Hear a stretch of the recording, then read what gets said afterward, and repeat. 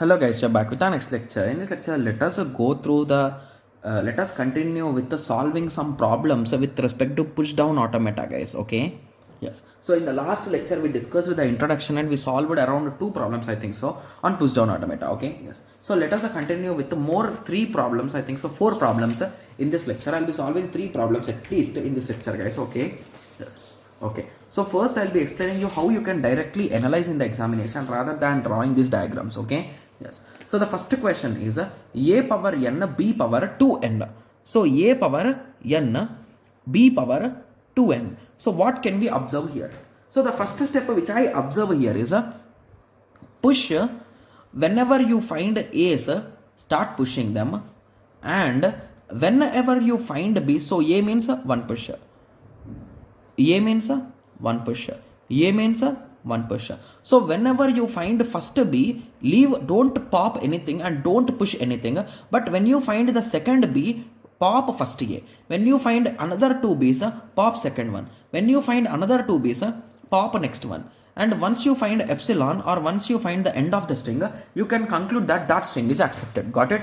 Yes. So that is the exact approach with respect to this question, right? Yes. So how much time did it take? Guys, hardly it took 1 minute, right? Yes. So that is what you need to analyze in examination. So in examination, you should think in this way. So take some example. How does this push down automata will work? So if you are able to analyze it, you can conclude that push down automata is possible. Okay. Yes. I'll be discussing whether deterministic and non-deterministic that topic also. So don't worry. Okay.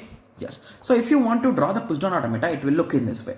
So now everyone will be like, okay, so if it will look in that way, how can we know? How can we practice? Every question will be coming, right? Yes. So let us try drawing it, guys. Okay. Yes. So let us start at a Q node.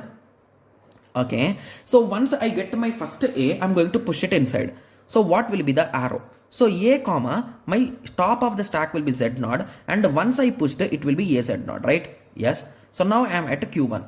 Okay. So now I can get infinite number of A's, right? Yes. Okay. And as I get A, so what I will do? I will start taking them, right? Yes.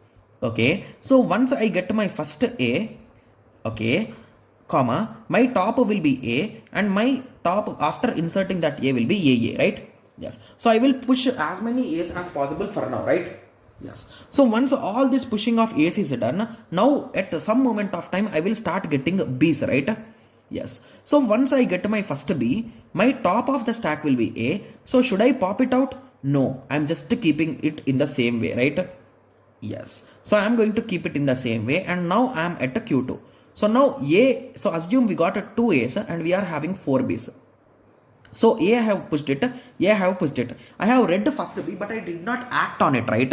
Yes. So now what we do is, so if I get one more B, what I can do? So what I will do is, if I get one more B, I'm going to have the top of the stack will be A. I'm going to pop it out. So now this particular A is popped out. Sorry, this particular A is popped out. So I'm left out with one more A. So basically, if one more B comes, so what I should do, guys? So what I will do is, I will go here itself. So if one more B comes, I'm not going to do anything. I will be just silent. Q3. Okay. Yes. So in this way, in this loop only, I will rotate as 2 B's comes on. So at the end, at some moment of time, I'm going to have epsilon at the end, right? Yes. So epsilon comma Z naught slash Z naught. So when my top is Z naught, and after that also it will be Z naught. So this is nothing but Q final. Got it? Yes. So now I think everyone understood, right? So how exactly we are drawing it? Yes. So the major thing which you should understand is this thing, guys. So only if you are clear with that stack approach, so how you can fulfill this with respect to stack? Only if you are clear with it, only then you can perform it, guys. I'm being 100% clear here, okay? Yes. So now I hope everyone got a clear idea with respect to this, right? Yes. So now let us continue with the next example. It took around 5 minutes, 4 minutes, right? Yes. So for this it took 1 minute, for this it took 3 minutes. That's it, right? Yes. Okay. So now let us take the next example. So the next question says that L is equals to WCWR such that W belongs to A comma B.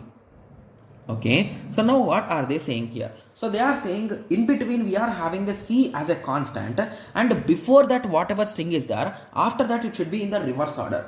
Okay, so I think once I listen the reverse order word, I am getting really interested in it, right? Because whenever we are working with a stack, if I push ABC, what I will get, guys? I will get a CBA. What is this? A reverse order. That's it, right? Yes. So now what we can do here? So as you get letters, you keep pushing them into your stack. Okay, and once you get a C, don't push it and start popping each and every element if they match. So they should match, to be clear, right? Yes. So as they match, you start popping them out. That's it. That's the logic. It's quite easy, right? Yes. Okay. Yes. So let us try. Okay. When it comes to Q naught, you will start at Q naught. Okay, so you might get a single A or any number of A's or any number of B's, right? Yes. So I think here we are going to have a chain of things, right? Yes. Okay. So let us write them down. So basically assume that we got a first A, or the other option is we could get a first B also. So if I got first A, my stack will be in, sorry, I want to push A, right? Okay, and my previous stack top will be Z naught, and after pushing it becomes a Z naught. If I pushed B first, so it becomes a Z naught. From Z naught it becomes a BZ naught. Okay. Okay, so that is one possibility, and let me write the other pairs below, guys, because there is no space above. Okay, yes. So this is one possibility. So assume that I have pushed A first and now B came, or from now A came. So in that way there are various possibilities. So assume that now A came, A again came. So at that time the top will be A and it becomes AA, right? Yes. And similarly if B came, so it becomes a B. Sorry, the top will be, just give me a second. So if it is a B, okay, yeah, the top will be A, and after pushing B, it becomes a BA, right? Yes. And let us take the other case. Let us take this case. So if here, if A came, so my top will be B, and after pushing it becomes a AB. And the other case is if it is a B already and the top is also B, it becomes a BB, right? Yes. So is there any other case here, or did I miss any other case? Please concentrate. So we are having 2 cases here, 4 cases here. I think I have covered everything, right? Yes. So here, as we get A's and B's, we start pushing them. We silently push them. There's no issue for us, right? Yes. You keep on pushing, and suddenly you will get a C, right? So once we get a C, what we should do, guys? So we should do nothing, right? So you will do nothing. So Z naught slash Z naught. If the top is Z naught also, you will not do anything. So if the top is A also, you will not do anything. If the top is a B also, you will not do anything, right? Yes. So once you came here, so now what is the game? So now, if our string is A, B, C, B, A, so I push the A, B. So now my next value should match with this value, right? Yes. Only if it is matching, I will pop. Else it is not accepted. That's it, right? Yes. Okay. So now here I'm going to have a loop. So if my input is A and my top is A, I'm going to pop it. If my input is B and if top is B, I'm going to pop it. Got it? Yes. So in any other case, we can just go to the end state, right? So if my whole string has been satisfied, so A, B popped out, and now we are left out with Z naught. So at that time, epsilon is my input and Z naught slash Z naught. So this is accepted. So in any other case, if you have got stuck somewhere, indirectly it is a dead end, guys. You are not going to get the output. That's it, right? The string will not be accepted. Got it? Yes. Okay. So in the same way, I think everyone can solve the comparison in between A and B, right? So here we are going to count the number of A's and we will count the number of B's, and based on that you are going to say that whether it is accepted or not. So you are going to push it. So the logic here is, I'll be explaining you the logic, guys. So I'm not going to draw the diagram because the diagram is here itself. Okay, yes. And I'll be taking one more example is also there, guys. So in that example, I'll be explaining you about the non-determinism. Okay, yes. Okay. So when it comes to A equal to B, so as I get A's, I will start pushing them, guys. Okay. And once I get B's, I start popping them. And suddenly assume that instead of 4 B's, I got 5 B's. So what I will do, I will push that last B. Okay, and once I start getting yes, I will pop it, and if I get any extra things, I will start pushing, and at the end my goal is to equate them. That's the only goal. Got it? Yes. So you can work in that way, right? Yes. So you can take this example if you are having any doubts on it, right? Yes. So now let us continue with the next example, guys. Okay, if the video is around less than 15 minutes, I'll be taking this example also, so don't worry. Okay, yes. So let us draw for this, guys. So assume that the given question is L is equals to WR, where W belongs to A comma B whole star. So what is the question here? So indirectly here, there is no separator, right? So in the last question, we are having a WCWR. So at that time, with the help of separator, we know when to stop pushing into the stack, right? But here we don't know. So now we are in a confusion. So now what we can do is, so once our string is A, B, B, A. So once we push A and B, we are having two options, to either push B or to pop this B, right? Yes. So that is the main reason why it becomes a non-deterministic system, guys. So either we can pop this out or we can push a B. So indirectly we will give both the options to the system, and we as a humans, we can decide, but system cannot directly run this particular program. Got it? Yes. So now how we can run this, guys? So sorry, how we can solve this? So let us start. Okay. So our initial state is a Q node. So from Q node, we will loop as we get A's and B's, right? So assume that we will push everything, right? Yes. So assume that we started, the things will be same, right? Almost. So just to give me a second, I'll just opening it and I'll keeping it aside so that I don't miss any kind of pair here. Okay. Yes. So assume that we got our first letter as A. So at that time it becomes A, Z node, A, Z node. If it is a B, it becomes a Z node, B, Z node. And if it is pairs of it, okay. So what it will become, guys? Okay. So please concentrate. So if we get A and our stack top is also A, it becomes AA. And if our input is A and our stack top is A, it becomes a BA. If our stack top is A, sorry, if we want to input A and if our top is a B, it becomes a AB. And if it is a B and B, it becomes a BB, right? Yes. So now all these pairs are done, right? Yes. So now once we are done with it, so here, if you observe here carefully, as here there is no separator, indirectly we can push the whole string here, right?